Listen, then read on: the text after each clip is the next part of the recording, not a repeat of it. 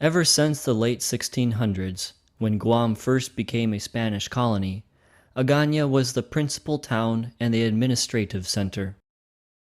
For 200 years, town life reflected the mix of cultural influences, Chamorro and Spanish, on the local population. With the establishment of U.S. naval rule in 1900, the town itself, like the rest of the island, underwent changes. At first the changes were minor, but in time they escalated. A half-century later, after the destruction of World War II, the town was redesigned even as it was rebuilt. Agaña, like the rest of the island, was never the same again. Agaña was the capital of Guam. Within the capital, the focus of political and religious activity revolved around the town plaza. A view of the plaza, as it appeared in 1902, showed the square ringed by public buildings. The market was usually close by. A sketch of Agaña a century earlier showed the layout during the early 1800s. The plaza was a feature of all Spanish colonial towns. At one end of the plaza stood the government building, while at the other was the church. The people from the upper social classes lived on the streets closest to the town center. The American flag flew above the Spanish governor's palace, located next to the plaza. After the United States claimed possession of Guam at the end of the Spanish-American War, the U.S. continued to use the building as its administrative center. Houses that served as quarters for U.S. naval officers were located at the other end of the plaza. With horse-drawn buggies, military personnel visited other parts of town. U.S. naval troops also used the plaza as a parade ground to practice marches and drills. Guam often had its share of famous visitors, including Apolinario Mabini, one of the architects of the Philippine Revolution. American military authorities had exiled him to Guam in 1901. Even as a Guamanian family gathered in front of their home, a military officer towered behind them. Although the long shadow of the U.S. military fell over the island, life went on much as before. Families continued their traditional work activities. The paddles that these women held were used for shelling rice. As in other islands in the Pacific, men prepared the rafters of a new house for thatching. Relatives and neighbors helped with the work, which was followed with food and a party. The family doing their laundry in the stream is seen through the arch of a Spanish-built bridge. No matter who governed the island, Spanish colonial heritage was an inescapable reality. Even as administrative powers shifted, some things never changed. Cockfighting, which had a 200-year history on the island, remained a major pastime on Sundays and holidays, even under American rule. As in Spanish times, the church continued to serve as a counterbalance to the island's highest political authority. At the turn of the century, Father Francisco Rezano had worked for nearly 20 years on Guam. Although the U.S. military governor banned religious processions like this one, the ban could not be enforced. Such forms of religious expression, a part of the legacy of Spain, were too strongly embedded in the local culture. Long before it became a tourist attraction, Tumon was a sleepy village of thatched houses. The main road in the village was quiet and empty in the early 1900s. But even at that time, however, the face of Agaña was changing. Soon, two-story cement houses with tile roofs replaced houses built of wood and thatch. As the years passed, the town began to celebrate its own growth with an annual fair. In the 1930s, people at the Agana Fair milled around in front of the attractions. Soon, Agana was no longer the tidy little place it once was. Tall buildings and power poles rose above the streets, and the annual fair included a parade with floats. Other villages experienced growth as well. New schools sprouted in villages throughout the island. The naval governor and his officers visited the staff and students of one of these schools in 1930.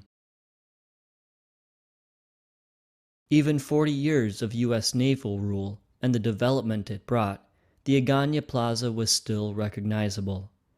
Government buildings lined the plaza on the left, with the cathedral located at the opposite end. Then came the war. 3 years after Japan seized the island, American troops stormed the beaches and retook the island in July 1944. Agana, once a town of 11,000 people, was destroyed in the war. Not a single building was undamaged in the attack. The Coca-Cola dispenser that lay buried in the ruins was a reminder of better times a few years earlier. Not even the cathedral was spared. The facade of the cathedral and parts of its walls were all that remained after the bombardment of Agana in 1944. The town was in ruins and would have to be rebuilt from the ground up. Following the post-war cleanup, there were very few houses and plenty of empty lots in Agana. For a few years after the war, the plaza remained the center of island activity. Guam's own troop of Girl Scouts contributed to a celebration in the center of town. As the U.S. military rebuilt the town, they made accommodations for heavier traffic. Marine Corps Drive, shown in 1948, became the heart of Agana as it replaced the old Spanish plaza. Heavier traffic meant more gas stations. Guam Boys Super Service gas station, located at Leary's Junction, was the busiest part of Agana in 1948. By 1960, Agana was restored and on the rise once again. The cathedral had been rebuilt, and the government offices were relocated. Even though no longer the center of town life, the plaza provided a refreshing touch of green in an expanding sea of cement and asphalt.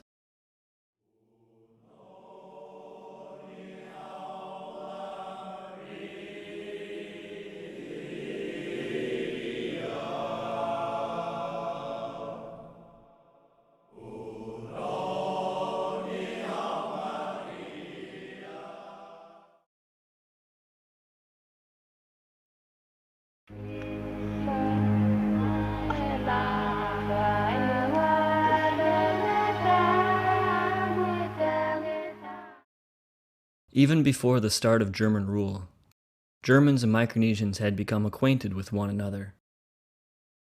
From 1870 on, German companies were setting up trading stations on the islands, and German vessels visited periodically to pick up the copra. Although German rule lasted only 15 years in the Carolines and 30 years in the Marshalls, its impact was long-lasting. Not just in the names like Weilbacher, Ludwig, and Fritz that islanders inherited, or the families that German officials and traders left behind, but in other ways as well. In 1899, Germany purchased the Carolines and Marianas from Spain. When the German flag was raised over Yap for the first time, troops from both nations gathered to witness the event. At a similar ceremony on Pohnpei, the German flag was raised over the island. The departing Spanish troops, wearing white uniforms, outnumbered the arriving German soldiers, dressed in dark uniforms. The German naval steamer Jaguar signaled its arrival at Pohnpei and the German annexation of the islands as it fired one of its large guns during the flag-raising ceremony on Pohnpei. The German flag also was raised over Saipan in November 1899. For the first time, the Marianas were politically split into two units, with the Northern Marianas under German rule and Guam in American hands. This marked the beginning of a political separation that has continued to today. On Koshrai, too, the Germans arrived and were greeted by the paramount chief and his family. King Charlie, as the chief was called, had been living in Philadelphia when he was summoned home to receive the inherited title of Tokoshra.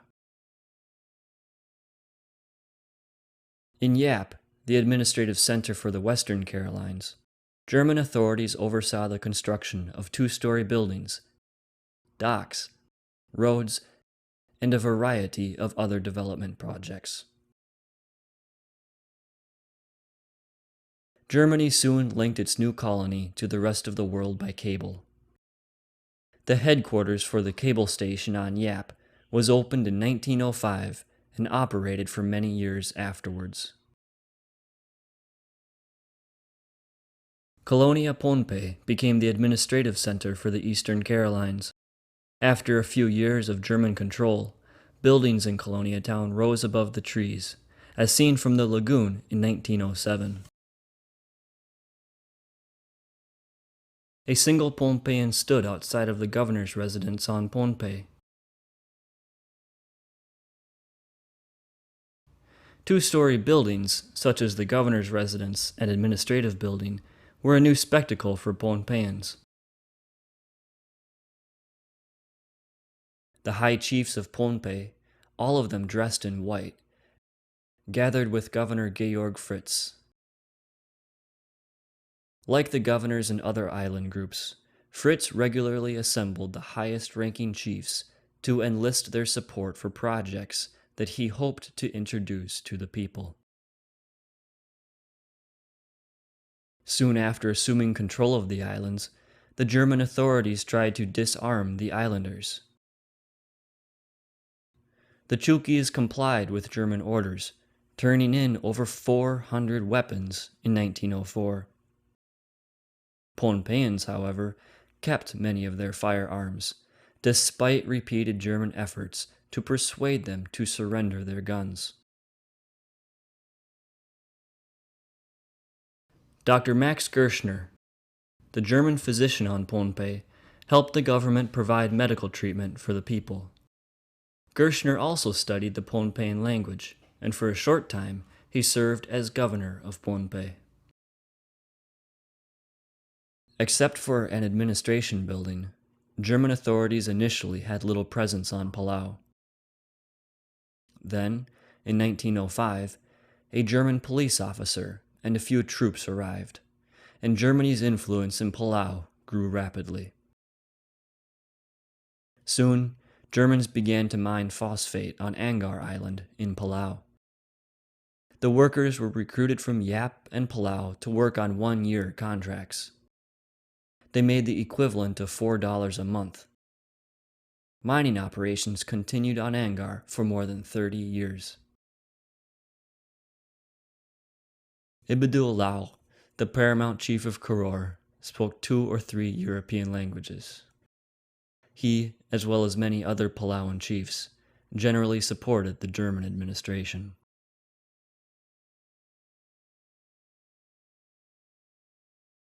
In many ways, Palauan life had not changed much from a century earlier.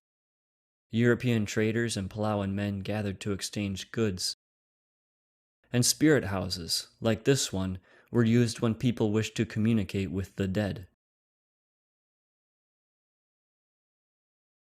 The main opposition to the German modernization program in Palau came from the spirit mediums. The German police rounded them up for attempting to begin a rebellion. They then were exiled to Saipan. In administering justice, German officials sometimes dealt harsh punishments, as when police guards escorted 2 men on Yap who were charged with murder to the site of their execution. German attempts at economic development centered upon an effort to increase copra production. Young and old alike scraped out the dried meat of the coconut for export. The amount of copra produced in the Marshalls was greater than anywhere else in Micronesia.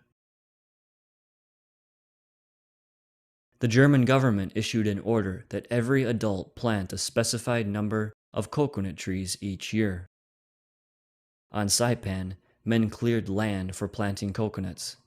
In 4 years, copra production on the island increased from almost nothing to 900 tons per year. On Saipan, copra was converted into soap at a factory owned by Joseph Ada.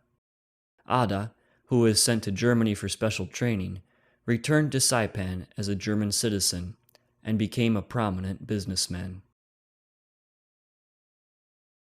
Copra production was slowed many times because of typhoons. Francisco Villazon, a Spanish trader on Wolai, stood next to the survivors of a typhoon that struck the atoll in 1907, claiming over 200 lives. 3 other major typhoons struck Micronesia between 1905 and 1907. The German administration building on Saipan was rebuilt after the first building was destroyed in a typhoon. The large clock on the dome was intended to teach the islanders punctuality.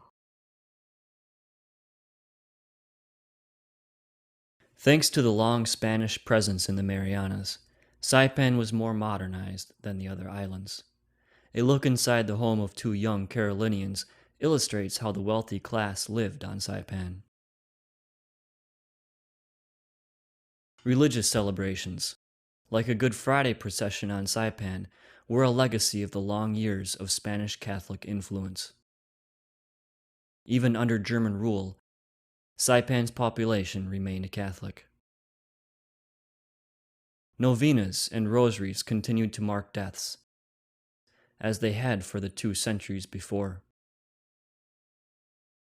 For most people on Saipan, life was a mixture of the old and the new, as demonstrated by a group of Saipanese in their everyday clothes as they walked down a road toward their village. Chamorro and Carolinian children attended class together at Saipan's public school. The public school, along with 2 others in the Marianas, was founded by the German government. In the Carolines and Marshalls, the Germans provided formal education only to those few chosen to serve as policemen. By 1912, Saipan boasted towns like Garapan. German authorities regulated the construction of houses and promoted tidiness around the homes. Even on Rota, houses were well kept and orderly. But transportation remained primitive, even on Saipan, as an ambulance driver atop his vehicle shows.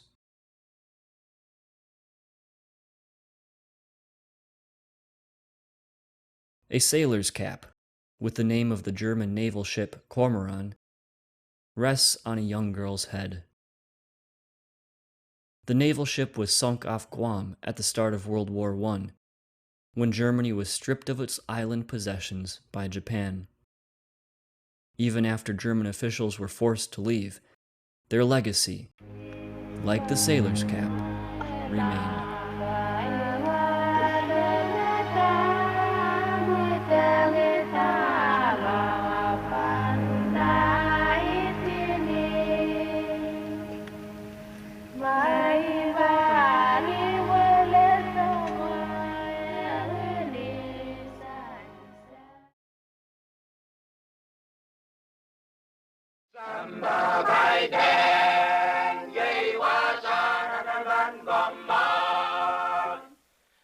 3 times under Spanish rule, violence had broken out on the island of Pohnpei, but the Socas uprising against the Germans in 1910 was the last and best known of the insurrections against foreign rulers. This uprising was not island-wide, but limited to the chiefdom of Socas. People of other chiefdoms did have their own problems with the Germans, but their own quarrels with the Socas people were greater than any discontent they had towards the Germans. When the Germans first took control of the islands, they tore down the stone wall that the Spanish had built. German authorities were confident of their ability to govern without resorting to the defenses that the Spaniards had created to protect themselves. Events 10 years later proved otherwise. In the early 1900s, the small settlement of Colonia, which the Germans inherited from the Spanish, soon became a developed administrative center for the Eastern Carolines.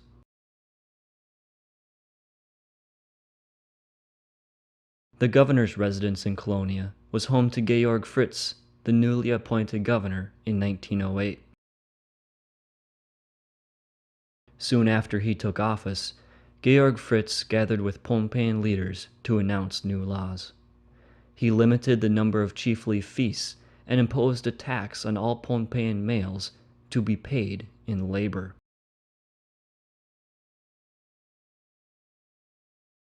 Germans, like the Spaniards before them, also began a road-building project using Pohnpeian labor. Governor Karl Bader, who replaced Fritz in 1910, was ordered to enforce these new laws. Melanesian troops from New Guinea were brought to Pohnpei to control the unrest which developed in response to the new German laws. The unrest was heightened by tension among the 5 chiefdoms. Feelings among Socas people ran high when they were put to work building a road around their own island as part of the labor tax. Violence erupted after one of the governor's staff manhandled the highest-ranking chief of Socas, and the German construction foreman flogged one of the local workers. When the Socas laborers showed up for work the next day, they killed the governor and his secretary, the German project foreman, and 4 Mortlockese boatmen.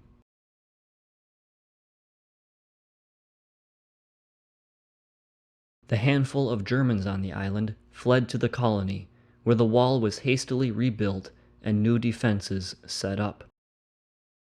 The Germans asked for help from other parts of the island.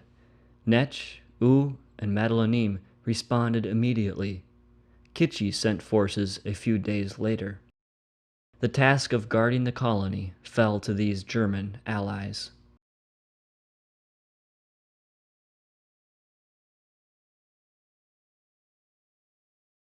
"40 days after the violence broke out, the first German military support arrived from New Guinea. By early January, 5 warships had anchored off Pohnpei. The ships, which brought additional troops and artillery, blocked off Socas Island. Within a few days of the arrival of the ships, Germans gathered their forces and prepared for an attack on Socas Ridge, where the Pohnpeian warriors had fortified themselves. The column of German troops, combined with Melanesian policemen, soon advanced towards Socas to attack the warriors. For an hour before the assault, guns on the German warships pounded the defenders' position on top of Socas Ridge. Led by Pohnpeian guides, the German troops climbed the heights of Socas. As the troops made their steep ascent, the Socas warriors fired down at them, wounding several. But still, the troops moved relentlessly toward the top.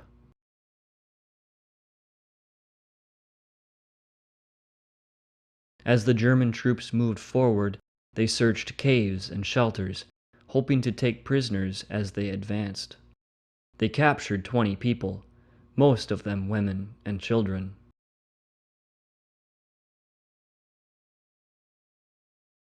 When the German force reached the summit, the fortified position that the defenders held at the top of the ridge was abandoned. The warriors had slipped past the climbing Germans and escaped to other parts of the island.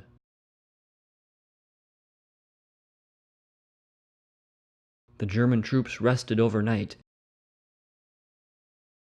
before resuming their pursuit of the Sokas warriors.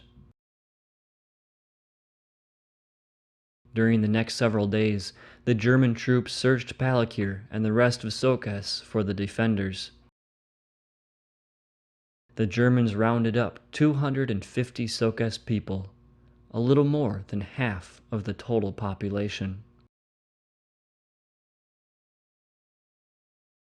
Meanwhile, the acting German governor continued to fortify the colony and supervise the allies that had come to protect the colony.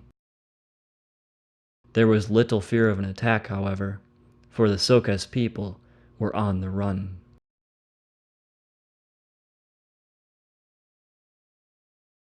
Four months after the beginning of the Sokas rebellion, and with the German troops pursuing them around the island, Pohnpeian warriors began surrendering. The Sokas warriors had avenged themselves and no longer had the heart for battle. After surrendering, several prisoners were transported to Colonia on a warship.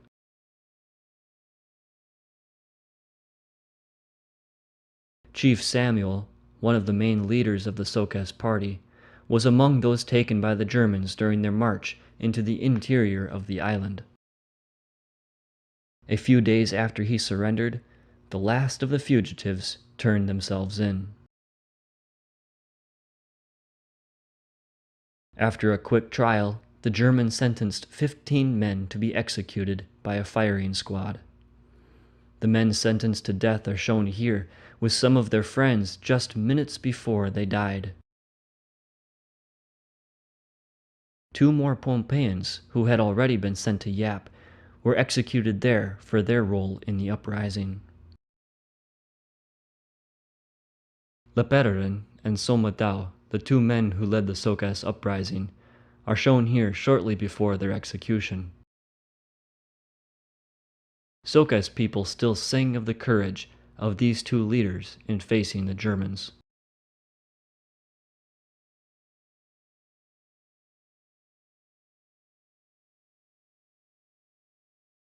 German transports carried off to exile the remainder of the Sokas people, about 460 in all.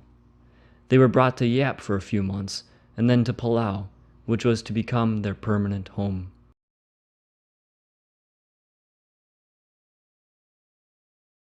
The Sokas exiles were sent to work clearing land in Imalik, where they were resettled by the Germans. The people remained there for 3 more years, until the end of German rule, when the Japanese repatriated them to Pohnpei. New immigrants to Pohnpei settled on what had once been their land. With the Sokas uprising ended, the German troops soon left Pohnpei on the warships. The German administration was finally able to impose the land reforms and public works projects they had long been planning. For Pohnpeians, and especially for the people from Sokas, the period of open defiance had ended.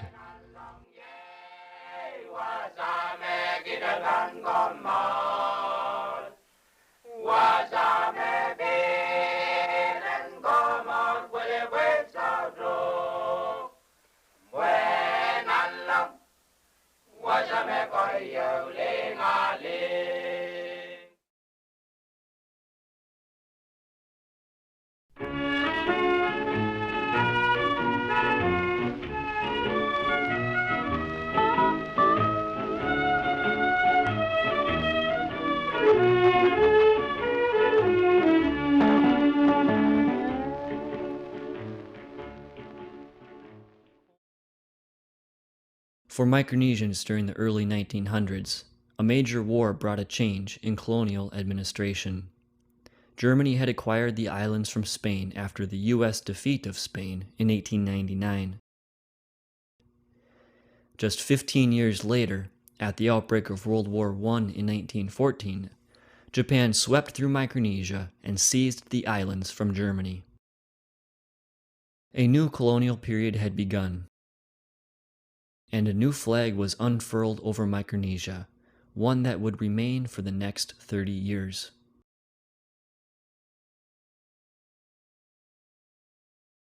Japanese officers gathered on the deck of the battleship Krama in 1914. After defeating China and then Russia in recent years, Japan had become a world power for the first time, not long after its modernization. Like countries in Europe, Japan was looking for new colonies of its own. In early October 1914, the Japanese fleet anchored in Chuuk. Landing parties steamed ashore to raise the Japanese flag over this island group. Due to its excellent anchorage, Chuuk became the headquarters for the Japanese naval operations in Micronesia.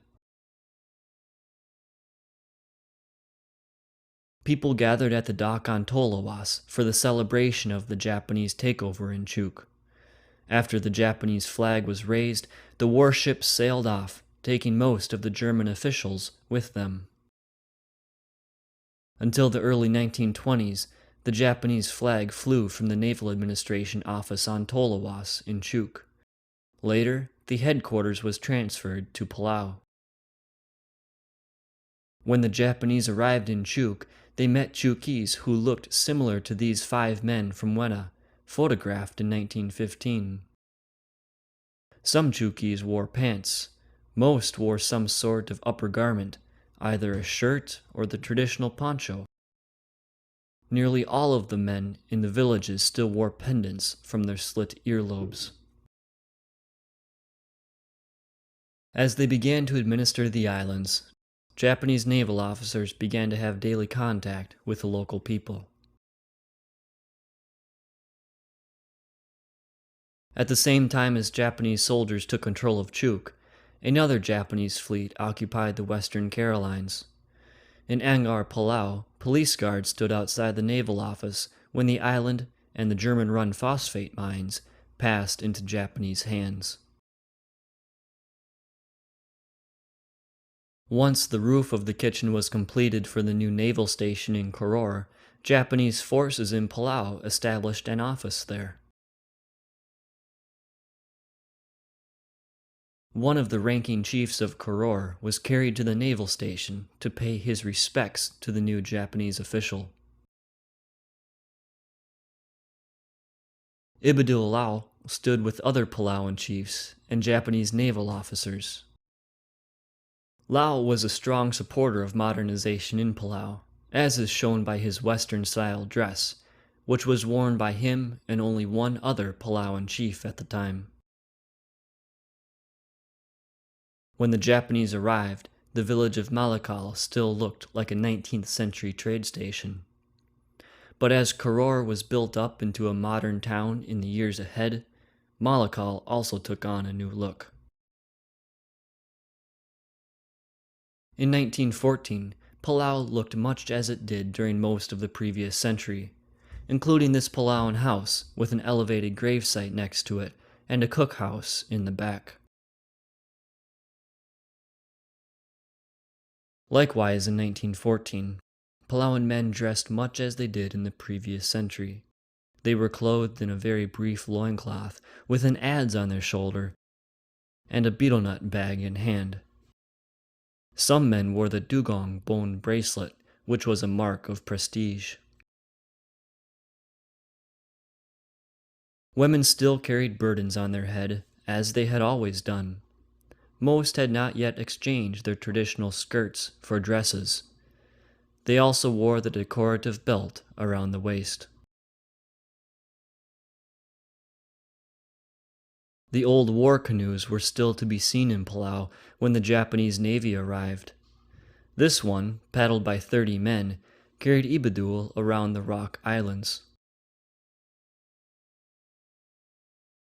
Under the eyes of their Japanese officer, the Palawan constabulary stood at attention. Like the Germans before them, the Japanese recruited islanders to assist in keeping the peace.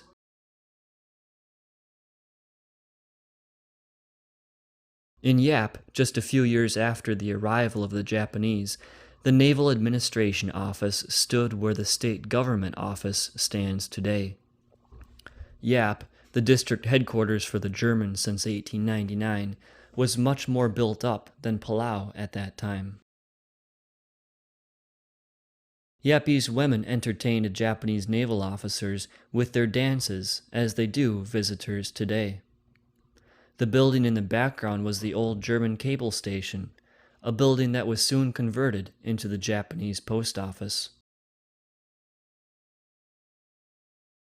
Women in Tomil performed their daily work, much as they had done in the past. Village life in Yap was largely unchanged in 1914, despite the successful projects carried out by a vigorous German administration.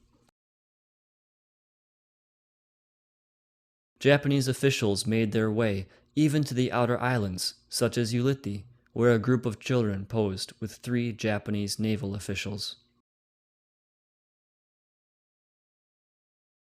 Pohnpei, too, had its naval offices, located near where the present state government offices are today.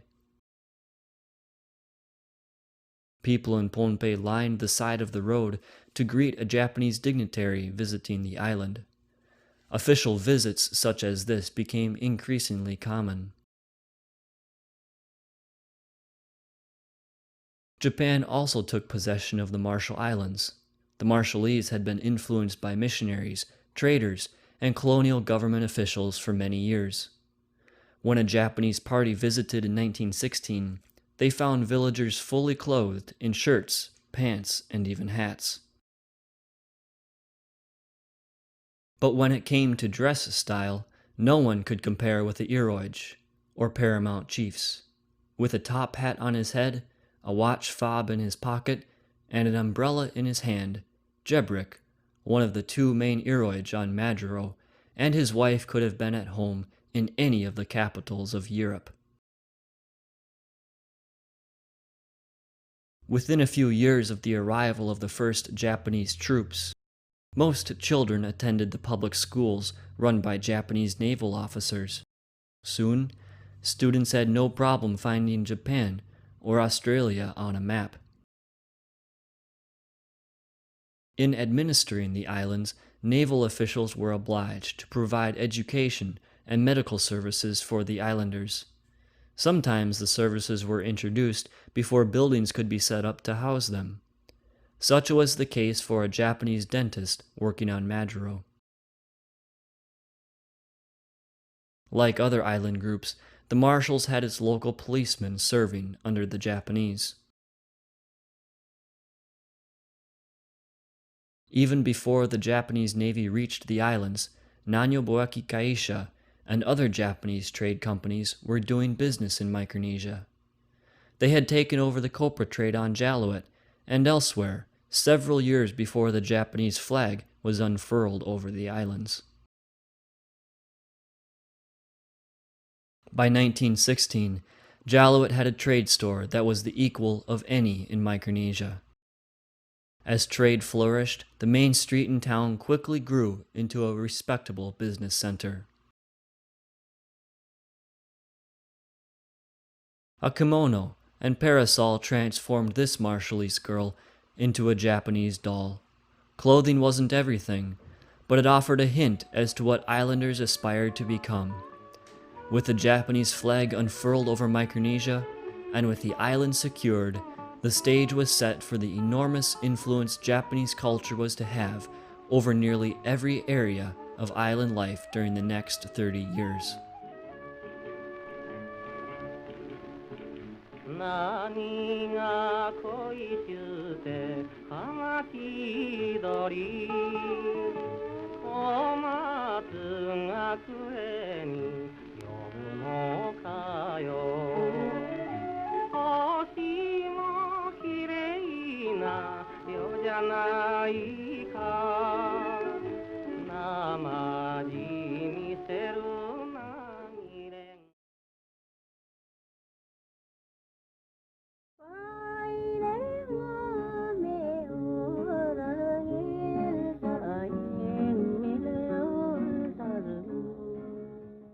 Micronesians have always lived in villages, communities of a few hundred people or less. It was only in the Japanese era, from the 1920s on, that the first real towns developed. By 1935, there were several towns, and a few of them could have been called small cities. Colonia and Sapulaponponpe, Jabor in Jalawit, and Tolawas on Chuk. Each of these towns had a population of at least 1,000, most of whom were Japanese. But towns meant more than just numbers.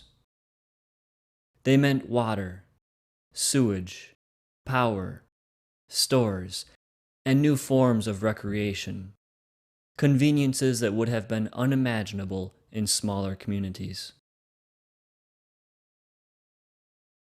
When the Japanese arrived at Garapan in Saipan, they found thatched houses and wide roads, signs of the Spanish and German colonial influences from the years before.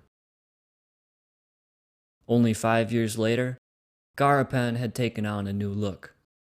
The houses were simple, wood-frame buildings with hedges in front. There were a few shops and markets, but even the public buildings were modest. The Japanese government rebuilt the old German administration building and used it as its own government center. Nearby was a newly constructed church.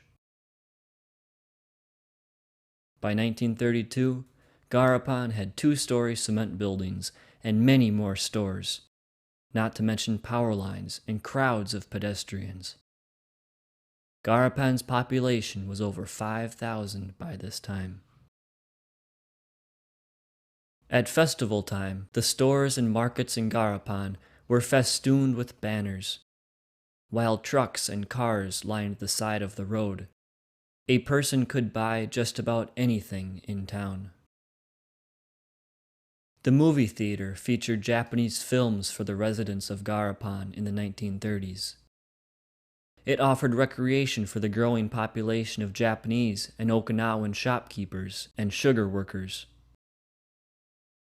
Saipanese, concentrated at the northern and southern ends of Garapan, still played a minor part in the life of the town. In 1932, the islanders led a Christmas procession through the streets of Garapan. Once uninhabited, then sparsely settled by Carolinians, Garapan had become a small city under the Japanese. By the late 1930s, Garapan had about 2,500 homes and a population of about 12,000. Garapan wasn't the only boom town in the Marianas. By 1935, Tinian had a population of 14,000. The smokestacks were part of the sugar refinery and alcohol plant that were the heart of the island's economy. Cars, bicycles, pedestrians, and stores filled a street corner in Songsong, Rota, in the late 1930s. Located about 50 miles north of Guam, the island of Rota was home to a booming sugar mill industry. Like other boom towns, Songsong had paved roads, a phone system, and modern buildings. In the early 1920s, the capital of the South Seas government was relocated to Koror in Palau. At the heart of Koror was the headquarters of the Japanese government. The impressive 2-story building, with manicured gardens, as they looked in 1935, was located where the Ministry of Education building stands today. The main road through Koror in the late 1920s was unpaved. Yet telephone and electrical lines, as well as the 2-story Japanese post office, were signs of the development that would take place within a few years. By the early 1930s, the same stretch of Koror's main road had been paved, and mango trees lined the street.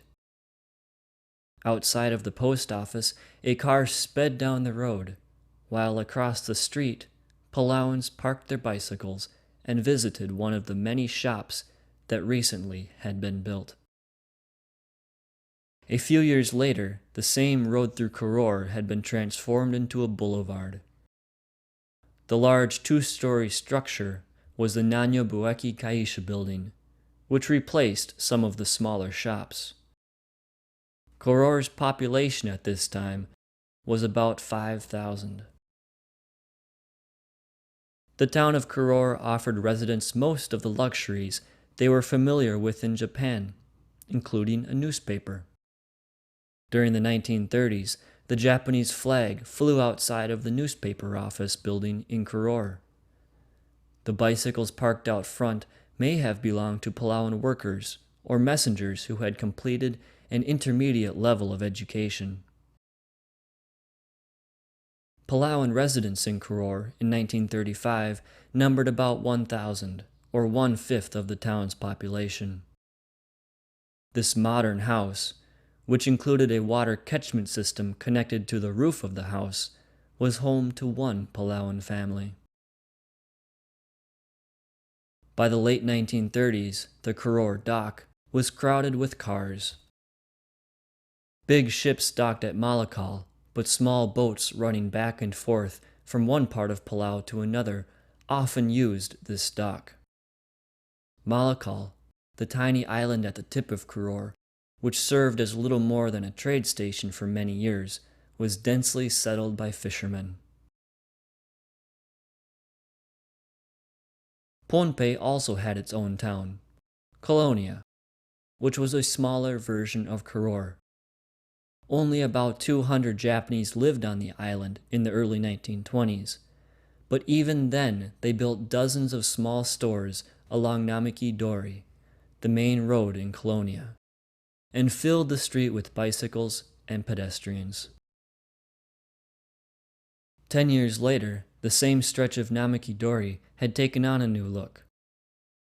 The main road was lined with two-story buildings and power poles, while covered walkways connected the storefronts. Even the road along the shore, named Kaigang-dori, was lined with shops and stores in the early 1930s. By the mid-1930s, Colonia had its own taxi service. One of the proud, new cabs sat parked in front of a modern clothing store. The governor's office, as it looked in the mid-1930s, sat on a hill overlooking Colonia. This building was located at the site of the Colonia town office today. A handful of Pohnpeians built new-style houses modeled on Japanese homes. Tin roofing and siding, glass windows, and a porch to relax upon became a home for these Pohnpeians in about 1930. Tolowas, the capital of Chuuk in Japanese times, was one of the lesser towns in Micronesia. Still, the dock there was usually crowded with small sailboats that brought people and their goods between the islands of the lagoon. Large ships arrived at the port area on Tolowas in the 1930s. Although Tolowas was less developed than Colonia, the town would grow far larger when the Japanese Navy returned to Tolowas in 1940. Despite its much smaller population, Tolowas enjoyed some of the amenities of other towns in Micronesia. Here, a Japanese family pauses in front of their restaurant and barber shop in the late 1930s. Tolowas may not have had a movie theater, but it had occasional Japanese plays and other pastimes. Sumo wrestling matches, often between men from different islands within the lagoon, became popular sporting events on Tolowas during the 1930s. Few significant changes took place in Colonia, the main town on Yap during the Japanese administration. Still, several two-story buildings, remnants of the German period, continued to dot the shoreline. Jaluit, the capital of the Marshals, boasted a two-story administration building on Jabor. The building was put up by the Germans and taken over by the Japanese. The development and rise of towns in Micronesia had brought many new luxuries and amenities to the islands. However, the culmination of the buildup of the towns during the Japanese era came in 1940, when a major Shinto shrine was dedicated in Koror.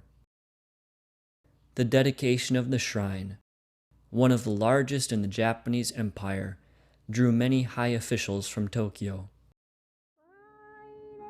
Even more than amenities offered by a town, the arrival of the national religion solidified Micronesia as a part of the Japanese Empire.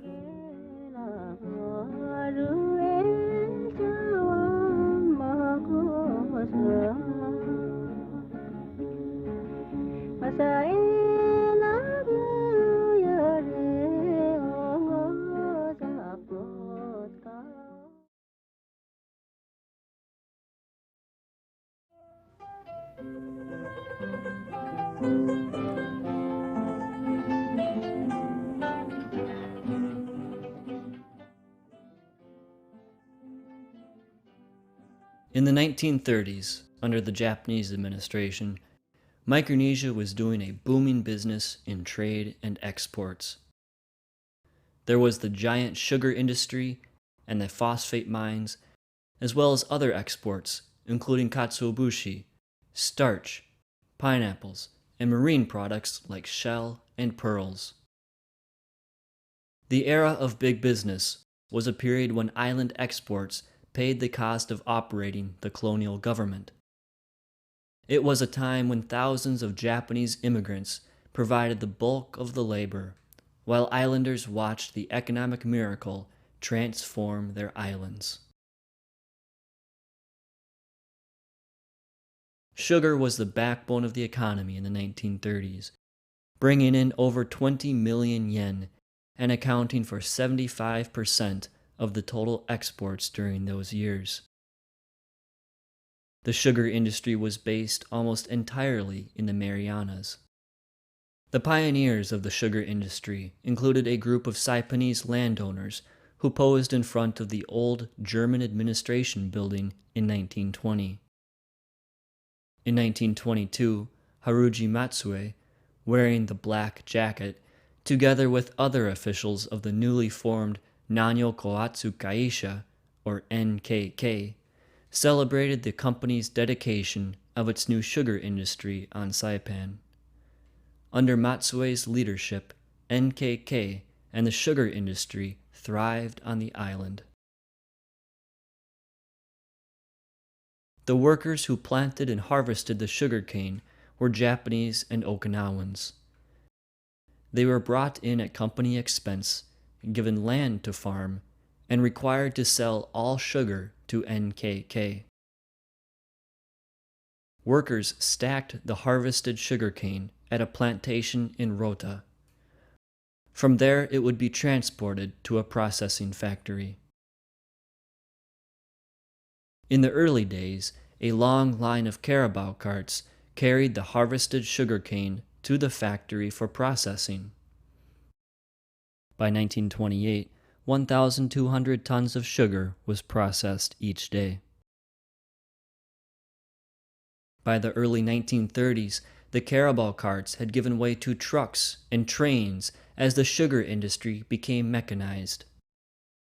Instead of carabao, trains carried the sugarcane to the processing plant. The sugar was processed at a plant in Chalankonoa, located on what is now the campus of Mount Carmel School. From there, it was brought to the sugar dock nearby for shipment overseas. During the early 1930s, sugar production spread to the neighboring islands of Tinian and Rota. By 1934, workers had planted 20,000 acres of sugar, including these fields in Rota. At the dock on Tinian, trains unloaded bags of sugar for shipment elsewhere, and then returned to the fields to pick up still more sugar. For 20 years, sugar brought new heights of commercial success to the islands. Phosphate mining was another major industry in the islands. Most of the mining took place at the large processing plant built on Angar in Palau, where the Germans had begun mining operations in 1908. Workers dug the phosphate out by hand and loaded the carts, which an engine carried to the plant for refining. Most of the laborers were Micronesians, brought to Angar on 6-month contracts. About 300 or 400 men worked there at any given time. On its way to the processing plant, the train passed the dormitories and other buildings provided for the workers. The original residents of Angar were confined to one small section of the island. A Japanese official and several Micronesian workers stood in front of one of the large furnaces used in the refining of the phosphate. The processing plant consisted of a complex system of machines, chutes, and furnaces. The factory workers looked small next to the enormous chute above them. Thousands of tons of phosphate passed through the chute each day. Phosphate exports averaged more than 2 million yen a year. All profits went to the government to help subsidize the colony. After processing, the phosphate was carried up a conveyor belt and loaded onto ships. By the late 1930s, over 100,000 tons of phosphate were exported each year. Large cargo ships, like the Kagoshima, were loaded with phosphate and then sent to Japan, where the phosphate was sold and used as a fertilizer. The Japanese extended phosphate mining to other islands. In the late 1930s, workers on Fais prepared to load phosphate onto the approaching ship. Fais yielded 50,000 tons of phosphate each year. The new living quarters for the Japanese laborers on Fais transformed the remote island. With the import of outside labor, its population of 300 swelled to 3 times that size.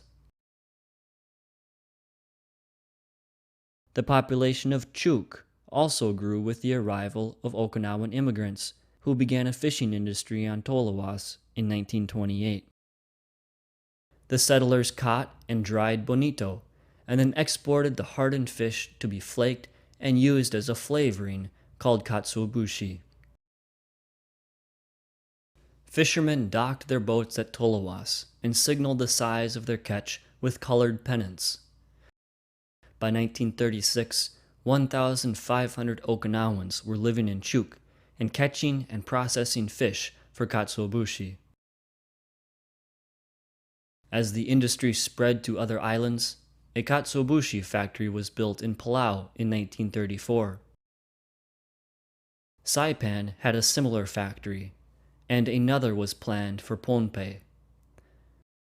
By the late 1930s, katsuobushi exports brought in more than 5 million yen per year. Bonito was not the only marine product exported at this time. Workers prepared a boat for pearl fishing, which was done in the waters south of Palau. In the mid-1930s, Koror hosted hundreds of pearl divers during their time off. Besides diving for pearls, the Japanese also grew them. At the pearl nursery located between Koror and Malakal, 2 workers examined trays of seeded oysters. At the Marine Products Station in Koror, workers removed cultured pearls from their shells. The pearl industry never proved very profitable compared to other industries. Still, exports totaled about 30,000 yen each year. The Japanese encouraged islanders to grow food as well. Students at the public school on Saipan worked in the garden each day, where they learned skills that would prepare them to earn their living from working the land. Japanese settlers who were brought out to farm the land started a pineapple plantation in Palau. Their new crop was a big commercial success. Soon, a pineapple cannery was built in Palau to market the rich pineapple yield. Meanwhile, the nearby Japanese settlement of a few hundred grew into a sizable town. While the pineapple industry thrived on Palau, Japanese officials on Pohnpei created a successful business from the cultivation and export of tapioca. At a storage shed in the early 1930s, Okinawans and Pohnpeians worked side by side among the piles of tapioca. Large stretches of land were cleared in the eastern part of Pohnpei for a tapioca plantation in 1934. Within a few years, railroad cars filled with tapioca operated throughout Madeleine and transported the tapioca to the processing plant in Sapolap. With the processing plant located there, the village of Sapolap became a small town for a short time. Hundreds of laborers worked in the fields and the factory, which turned the tapioca into starch. Agricultural research throughout this period was done at the Tropical Research Institute on Pohnpei. The lab became a world-famous experimental center. The tall cement building survives today and is a landmark in Colonia. Not all business during the 1930s was big business. A beekeeper on Saipan tended to his colony of bees and checked the hives for honey. Even students learned to produce and sell marketable items. At a school fair on Saipan, students displayed and sold the handicrafts they had made. Even then, Micronesians were being trained to inherit the commercial successes of the 1920s and 1930s.